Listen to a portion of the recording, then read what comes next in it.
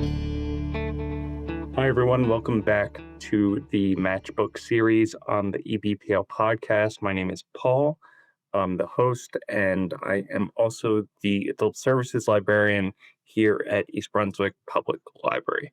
For those new to the series, what we do is we take questions from the Match+Book form on our website where people can submit questions for specific book recommendations based on genres, reading habits, styles, anything like that. That form can be found on our homepage. If you hover over the Explore tab on the right-hand side, says Adult Reading. You'll see the Match+Book tab right under there. So I try to pull ones that seem like they might be best for further probing with more discussion. So I received this question recently. Somebody asked that I recommend a recent nonfiction book to really sink my teeth into.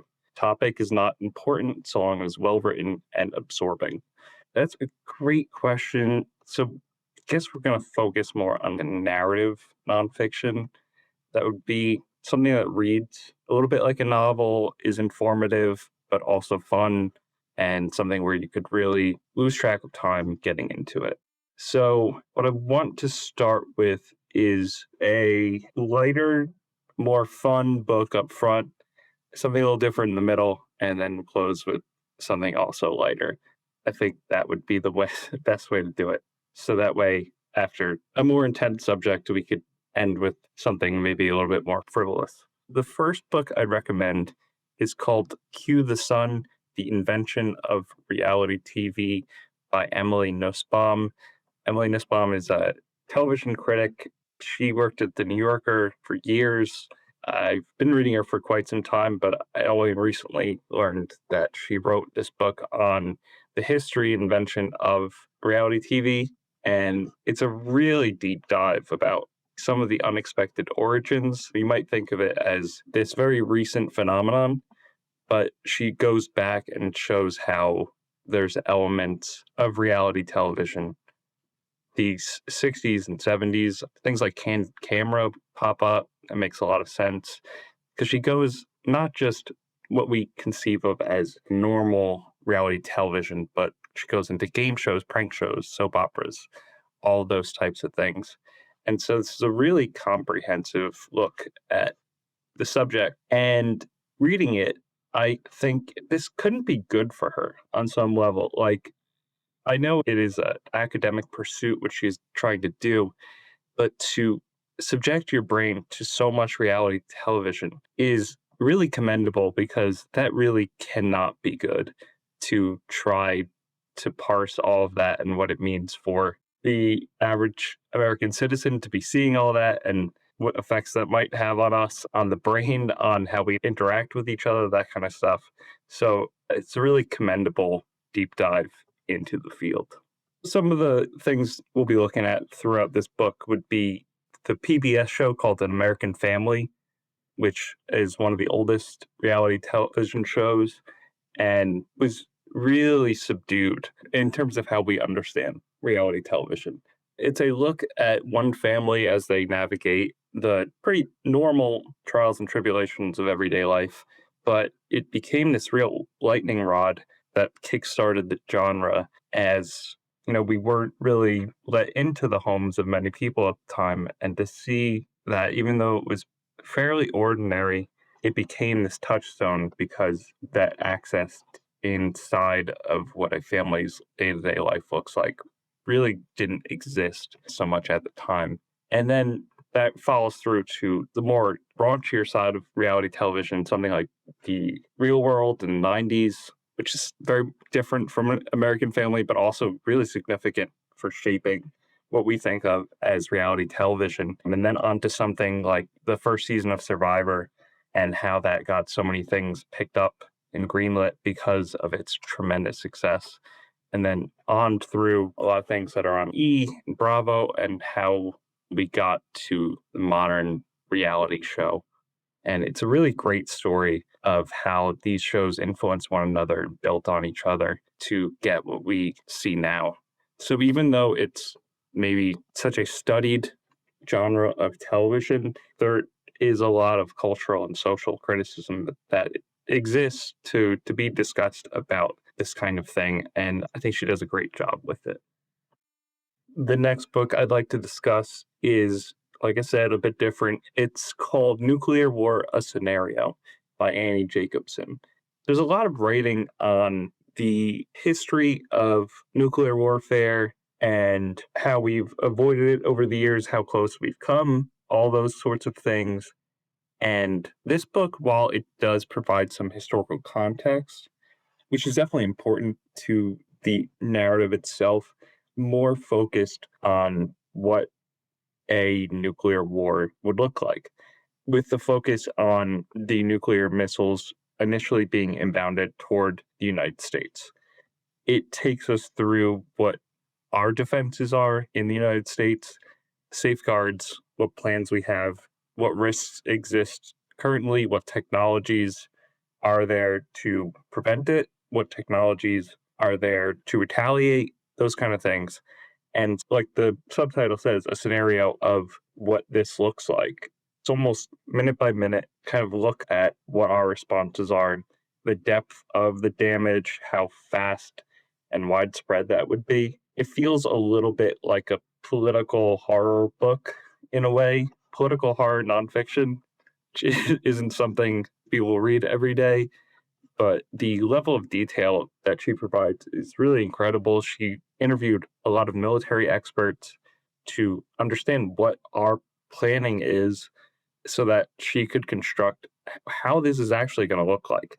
She tries to avoid something that maybe would come off as gimmicky and just show, hey, let us consider what this would really be for our country, for the world, in a level of really great detail.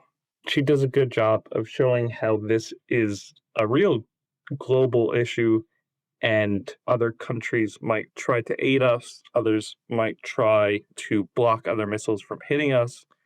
She tries to understand all of the responses from a global perspective and show how and why, from a geopolitical sense, others might respond to certain things that would go on. And the real purpose of this, I guess, it is very considerate in a way, because what she's trying to say through this depth of research is that nobody actually wins. And so in that way, the book functions as this warning, like, hey, if we do this thinking there's going to be some positive outcome for any country, that just doesn't exist. So in that way, I guess you could say it's reassuring to some extent. It all depends on how you look at it, like, but definitely an intense, gripping read. So definitely check that out. And our last book, for something completely different from that, much lower stakes, I would say, is a book called The Bookshop: A History of the American Bookstore by Evan Friss.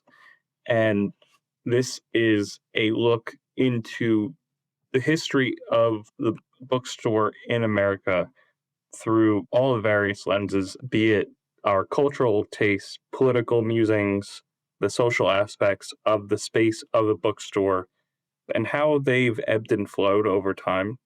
It goes all the way back to Benjamin Franklin's first bookstore in Philadelphia in the 1700s, and then all the way through to modern bookstores, something like the Strand in New York City, but also takes a look at the evolution of it into things like Barnes and Noble, Amazon Books, that kind of thing. It touches on that as well.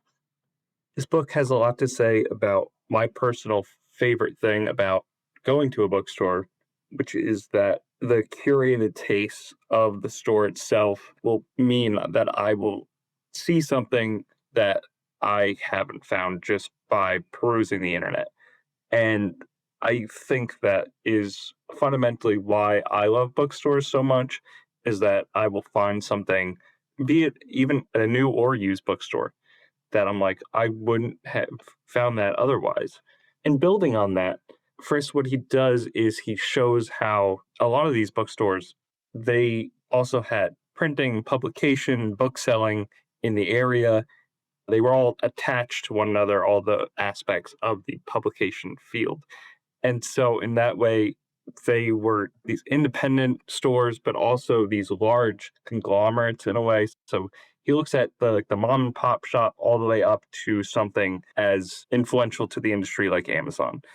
But as well, what he does is show that these are places where people come in, they chat to each other with the proprietors, and they have events. And that way, bookstores have the potential to shape how and why people read in that area. So there is a local connection to a place, and that can influence literature in that area. And I think that's really impressive, is that just from having a bookstore, it provides a setting for people to go discuss, come up with ideas, host programs where people could be influenced by something so that they could really take that home in a different way, come up with ideas, and the bookstore is at the basis, the foundational level of helping a movement in a way.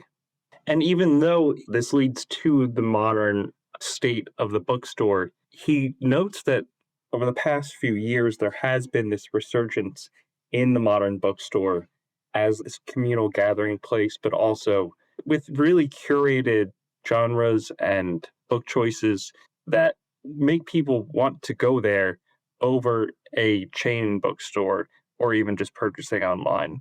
So I think it ends on a note of optimism that I really didn't see coming when I started the book, because I thought you hear a lot about bookstores closing, you might see a bookstore that you like, and it's, here today, gone tomorrow. But what he's showing us is maybe that isn't always the case, and there is a note of hope for the future of the independent bookstore.